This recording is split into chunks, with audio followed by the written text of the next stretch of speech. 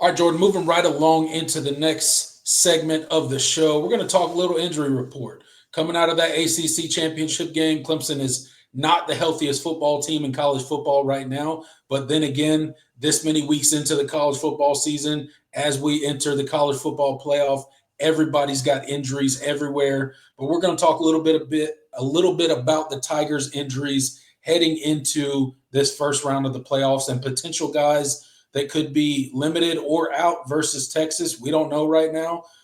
Still a lot of time between now and the game, a lot of time for guys to get a little bit healthier, to heal some of that soft tissue injuries, to get off of their feet, which is what they've been doing for the first part of this week, is just kind of taking a break from football, getting finals done and all that kind of stuff. But, talking first and foremost, one of the most pivotal players for the 2024 season for the Clemson Tigers has been Phil Maffa, our 1,000-yard back, our guy that has gotten 99% of the carries so far this season. And we've seen him the past, probably 3 or more weeks at this point, and he just doesn't look well on the field.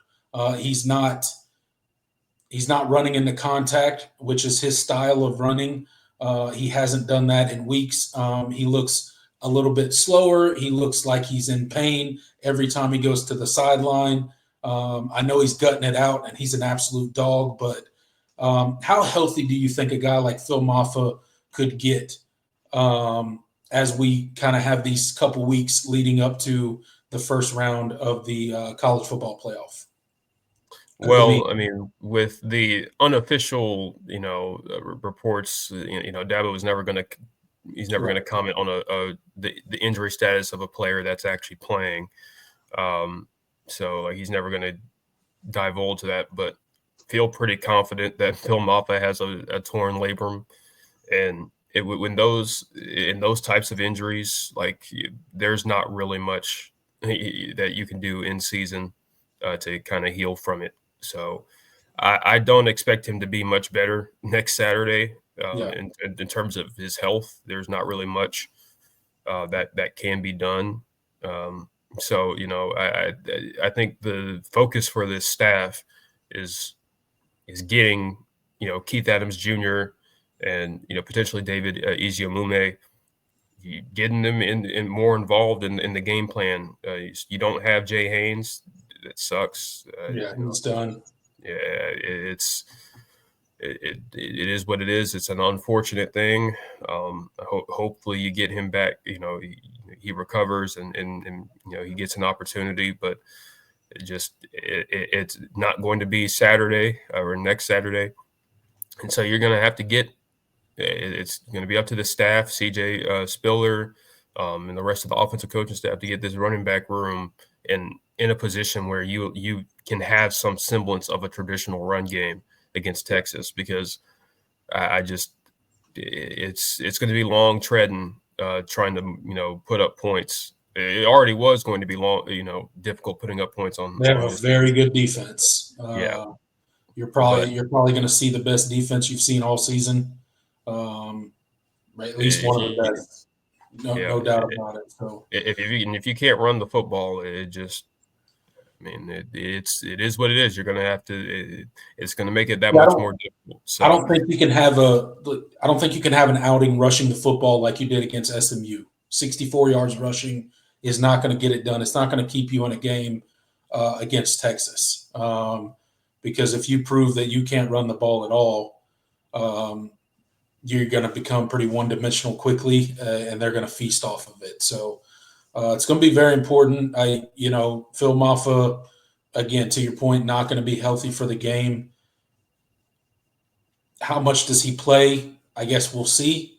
I'm sure he's going to, go and give it all he's got. But if the past 3 weeks have shown us anything, it's that I know he's trying, but it's just not working.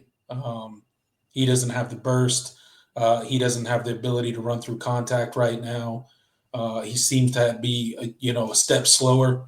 And then you lose your second back in Jay Haynes. He's definitely going to be out. You watch the replay on kind of how his knee got hit from the side there. Looked pretty bad. So Don't expect him to play at all. But another guy, as far as skill position goes, a potential weapon that could challenge this Longhorns defense is a guy in Tyler Brown that is green lighted for the postseason run. How healthy do you think he could possibly be heading into this Texas game? And could you see him working a little bit more into the game plan, seeing as he's, been out for pretty much the entire season? Yeah, I mean, he certainly had a lot of time to get right. I think, health-wise, I think he's pretty good right now. Yeah. Just from reports. I mean, he's been practicing. They kind of held him in the ACC Championship game as just kind of a depth, as kind of a depth guy. And he got out there, I think, a couple of snaps, but he was not. They did not, go to him or target him at all. Yeah. I think they've kind of been wanting to get to this point. I think you will see him at least a little bit more next Saturday, and especially with Troy Stellato being out and not playing, obviously hitting the portal, and of course, and we'll talk about Noble Johnson later. I mean, he wasn't much of a factor in the rotation anyway, but just from a numbers standpoint, there's going to be a lot more stress to kind of keep guys fresh and rotate guys in and out, because you're not as you're not as necessarily as deep as you were before. So I think you will see Tyler Brown a little bit, and I hope to see him make an impact, because I think he's another option that you can use, and not even just in the downfield passing game, but if you're trying to find other ways to create a run game, with sweeps and jet sweeps and reverses, Tyler Brown could do that. He did that. We saw him do that last season. He's a guy with good speed, and he's shifty. So I think having him back and kind of using him in that aspect could be beneficial, and we'll see kind of how he factors into the game plan next week. But excited to get him back, because we know that he can make plays when he's 100%. Yeah, absolutely. Look, feel like we're going to be pretty healthy along the offensive line. I think all those guys will be back and ready to go. So hopefully they continue to keep trending in the right direction and getting even better. Glad that we don't play this weekend. Glad that we get a little bit of a break to kind of heal up some of that soft tissue stuff. But the running game for Clemson is certainly going to be interesting, with Phil Maffa being extremely limited. We'll see how much he plays, but I don't know. Garrett Riley and the offensive staff got to figure out a way how to, manufacture a running game. What does that look like? Probably not lining up in the traditional sense and running the ball directly at Texas. That's probably not going to work out well for you, but you have to have some semblance of a running game. However, you have to create that. It's going to be important to keep that defense on their toes and keep the offense somewhat balanced. Yeah, absolutely. And, it's going to be tough. I mean, and we're not going to make this we'll have plenty to say about Texas next week, but that is a very good, especially up front. That is a athletic group, and they are physical. They have some true freaks, especially guys like Colin Simmons and Anthony Hill at linebacker. Like, they are, they've got some dudes. So yeah, I mean, running the ball traditionally was going to be tough sledding if you had a perfect health situation at running back. But I think these coming days and the next week or so, this staff is going to have to get pretty creative, I think, as far as their game plan offensively. You're going to have to involve. I think everybody's going to have to be involved in the run game, and you're going to have to just create ways to run the football. including screens. As much as some people hate to say it, I hate to hear it. Screens do matter, and they are an important part of an offense, and they are extensions of the run game. So we'll see how it goes. We shall see. So first and foremost, let's talk about that ACC Championship game this past Saturday versus the SMU Mustangs. Clemson Tigers come out on top with a last-second 56-yard field goal off the foot of Nolan Hoosier. I don't know if everybody's seen the videos circling the internet since the game, but him kind of winking at the sideline or the camera, whatever, right before he kicks the ball. Just ice water flowing through that dude's veins. Like, that's an amazing moment because he made the kick. But man, that could have went so sideways if the kick wasn't made. So it's one of those moments where it's legendary because he made the kick, but it would have went really bad the other way had he not made the kick. But he puts it through the uprights with a little bit of room to spare. But Jordan, just your thoughts on this ACC championship game. Now that we've had a couple days to digest it, now that you're feeling a little bit better than you were on Saturday and Sunday with the flu. So now that you've had a chance to digest it and go back and watch the game and really get a grasp of what happened in that game, what are your just kind of broad strokes thought on what happened in that ACC championship game and how the Tigers pulled out that victory? Yeah, I want to start with, they really did a good job. I think Clemson did, especially early in this game. I felt like they were very confident in their game plan. Honestly, this is the second straight, this is the second week in a row where they had a really good plan on both sides of the ball. I thought, I think Clemson was, they weren't flawless, but, I thought they were the team that was prepared for the moment. And, I have to give the coach Dabo and the coaching staff a lot of credit for that, because I think ultimately that was the difference in this game, is that Clemson had been there before and SMU hadn't. And, the coaches were that experience and just the pedigree that Clemson had, I thought, propelled them to that strong start early. And, ultimately, it's in a game where you win by 3 points.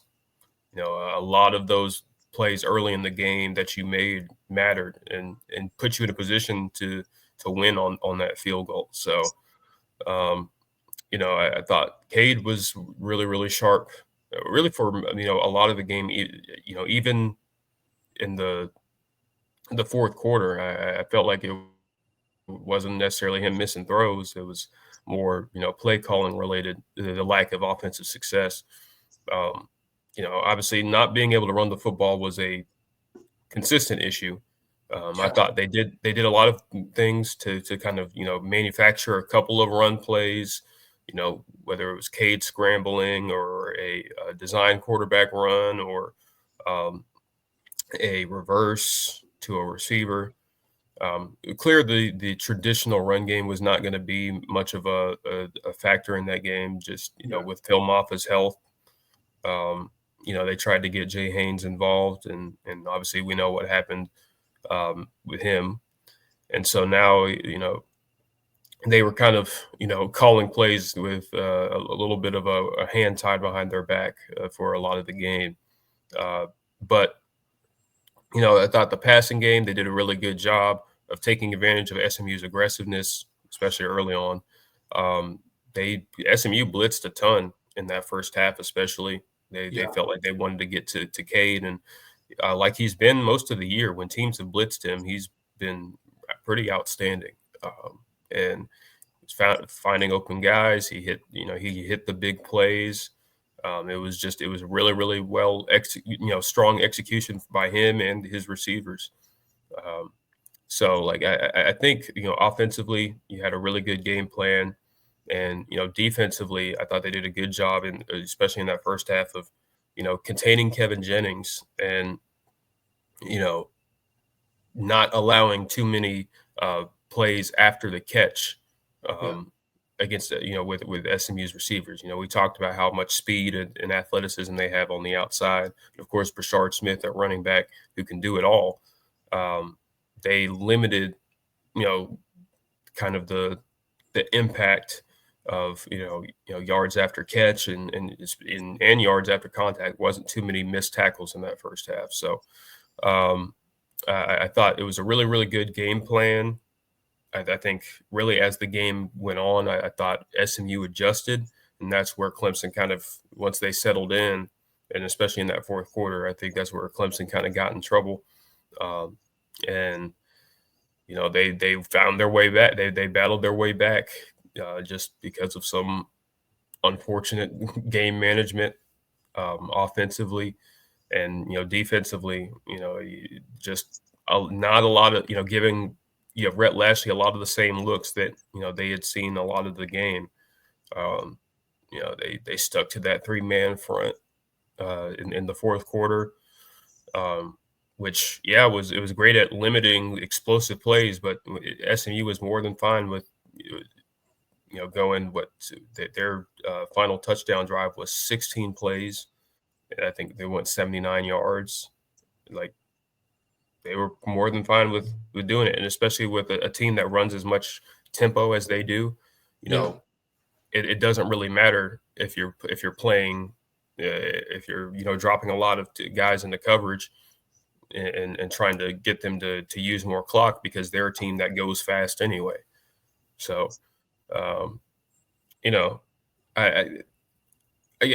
say all this to just summarize that I think this team continues to show that they can scout really well, and they can, they prepare during the week really well for their opponent usually. But when teams adjust, and when they, during the course of the game, they don't really seem to have answers for the other team's answers. And that's a problem, because that's part of football. It's your game plan is only going to carry you to a certain point in the football game. And if another team makes a shift, you got to be able to adjust. So it didn't. You made enough plays at the end to win it, but that was one thing that was apparent, and just another trend from this season. Yeah, I mean, Clemson, ultimately, winning the ACC is great, and the opportunities that Clemson has created for themselves with the college football playoff and being that 12th seed and getting a shot against a really good Texas team coming up next Saturday is going to be great. But just talking about this ACC game, Clemson put together a really good first half, offensively and defensively. I think pretty much dominated both sides of the ball. Clemson came out with, as you mentioned, a really good game plan. But the one thing we've seen from this Clemson team this year, and you hit on it right there at the end, was, is a lack of adjustments on both sides of the ball. They're just not showing the ability to have a lot of good in-game adjustments. When the other team decides to switch things up and start taking certain things away that you've been doing really well all game, they're not really coming up with good answers for that. In that second half, they kind of started taking away some of the explosive plays that Clemson was hitting early in that game. SMU wanted to take that away, and they had a lot of success taking that away, and Clemson just couldn't get the plays across the middle, and some of those intermediate passes, they couldn't hit on them. A lot of them were open, so I don't hate a lot of the play calling down the stretch, but we weren't executing it. And to their credit, they made a lot of good plays on defense, a lot of pass breakups and some tight coverages, but they really took away the explosive play in the second half, and it showed. And this Clemson team is an interesting team, and they've started to show a trend, specifically in the second half of the season, where not just the second half, they've kind of showed this all year, but a lack of, I don't know what you call it, lack of killer instinct, a lack of ability to finish a game. We have seen multiple fourth quarter leads now squandered by this Clemson Tigers team, and they almost squandered a 17-point lead in this ACC championship game. If you go into the fourth quarter of any game leading by 17 points, you should win that game 100 times out of 100. There's no way you should lose that game or that you should expect to lose that game, but we almost did because of the lack of offensive production and then the defense just kind of sitting back. And SMU started using a lot of tempo on the defense. As soon as they got a first down, they were going fast and they were speeding up our defense, and it showed. The fatigue started hitting it, setting in. People started to not be lined up where they were supposed to when the snap was when the ball was snapped. So a lot of that reared its ugly head, specifically in that fourth quarter. I thought SMU did a really good job of mixing the tempo and really taking what Clemson was giving them and kind of being like, okay, we don't need the explosive play right now. We just need to go up and down the field. And they did that at will pretty much in that fourth quarter. So it's just something that this Clemson Tiger team has to clean up, especially if you want to make any sort of playoff run. If you want to have a chance to beat a Texas team, you got to play fourth quarters. You cannot have these lulls in the second half and specifically the fourth quarter and expect to win or expect to even be in a ball game late when it comes to playoff football. You're going to get blown out. You're going to get embarrassed out there. So Clemson's got to come in with the ability to adjust. And I don't want to get too much into Texas, but you look at the guy over there that's calling the plays for them. He's a very creative offensive mind. So you got to come with a really good game plan and be able to adjust. But Clemson gets it done in the ACC Championship game, 9th ACC Championship for Dabo Swinney and the Clemson Tigers. He is now 9-1 in ACC Championship games. So, and then I want to talk about the end of the game a little bit, Jordan, and just the crazy series of events for this Clemson Tiger team. You take it back a week ago where we go from leading South Carolina in the fourth quarter by 10 points to Lenore Sellers doing his best version of, Michael Vick or Cam Newton or whatever, and scoring that touchdown at the end to ultimately beat Clemson. And you go from that low and that just sick feeling of the season's over. Everything that we were playing for is over now. What bowl game are we going to go to? And more importantly, what adjustments are we going to make in this offseason to try to get better, right? And then a couple hours later, Syracuse downs Miami, and we saw that, and then you're at this high, and then you go into the ACC championship game, and you're leading by 17 entering the fourth quarter, and that lead just evaporates. And you got something like, 19 seconds on the clock? They kick the ball off to you. Adam Randall, of all people, are setting back on kickoff return because of your injuries to Jay Haynes, because of your injuries to other people.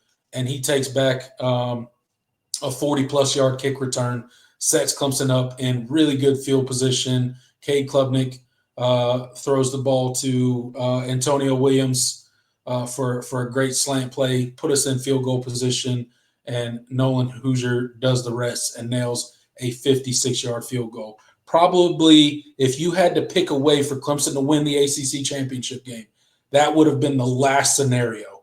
A game-winning walk-off field goal would have been the last scenario that any Clemson fan would have picked. But it happened. So a crazy ending to a really competitive game.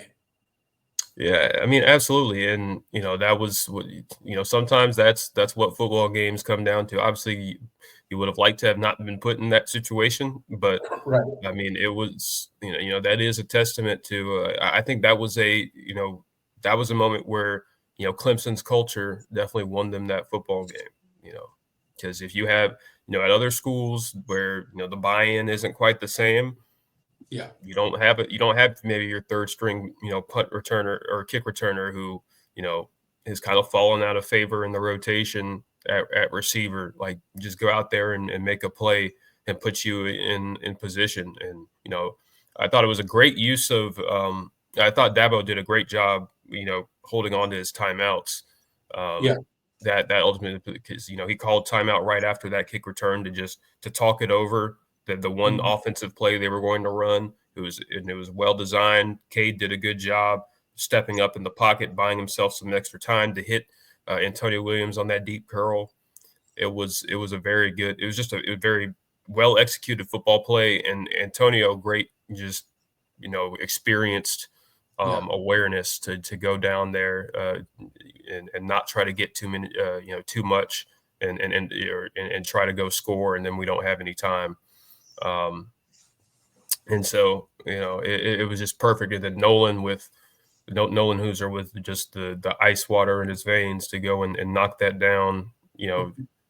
Just lined it up.